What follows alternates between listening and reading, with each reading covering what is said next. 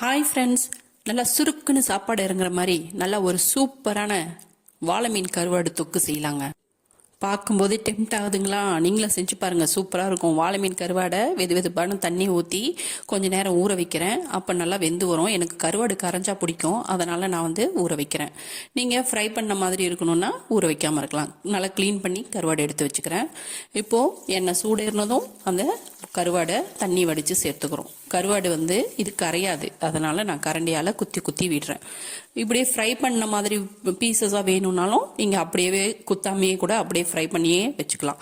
இப்போ ஓரளவுக்கு எனக்கு கரைஞ்சி கொஞ்சம் ஃப்ரை ஆகி வந்திருக்கு. இந்த நேரத்தில் 2 பெரிய சைஸு பல்லாரி வெங்காயத்தை நல்லா ஸ்லைஸாக கட் பண்ணி சேர்த்துக்கிறேன்.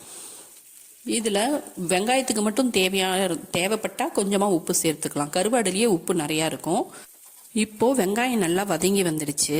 அதனால் 1/4 டீஸ்பூன் மஞ்சள் தூள், 1/2 டீஸ்பூன் மிளகாய் தூள் சேர்த்து 1 நிமிஷம் மிக்ஸ் பண்ணிக்கிட்டு 2 பெரிய தக்காளி, பழுத்த தக்காளியாக கட் பண்ணி சேர்த்துக்கிறேன். தக்காளி நல்லா மசிஞ்சு வரணும். தக்காளி எந்த அளவுக்கு வதங்கி வருதோ அந்த அளவுக்கு டேஸ்ட் கிடைக்கும். இது ரொம்ப ஈஸியான மெத்தடு, ரொம்ப சிம்பிளாக செஞ்சிடலாம். இந்த கருவாடு தொக்கு டேஸ்ட்டும் நல்லா இருக்கும். சிம்பிளான ஸ்டெப் மட்டும்தான். இப்போ அதில் இருக்கக்கூடிய பீசஸ்லாம் கூட நான் எடுத்து காமிக்கிறேன், உங்களுக்கு தெரியுதான்னு தெரியல.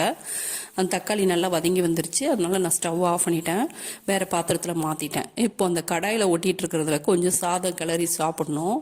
அது எல்லாத்த விட ரொம்ப டேஸ்ட்டாக இருக்கும். இந்த ஸ்டெப்பை மிஸ் பண்ணவே பண்ணாதீங்க. நீங்கள் கண்டிப்பாக ட்ரை பண்ணி பாருங்கள். இதே மாதிரி நீங்களும் செஞ்சு பார்த்துட்டு உங்களுக்கு டேஸ்ட் எப்படி இருந்ததுங்கிறத எனக்கு ஃபீட்பேக்கில் சொல்லுங்கள். உங்களுக்கு இந்த வீடியோ பிடிச்சிருக்குன்னு நான் நினைக்கிறேன். வீடியோ பிடிச்சிருந்தா லைக் பண்ணுங்கள், சப்ஸ்கிரைப் பண்ணுங்கள், பெல் பட்டனும் ப்ரெஸ் பண்ணிவிடுங்க, ஃப்ரெண்ட்ஸ்க்கெல்லாம் ஷேர் பண்ணுங்கள்.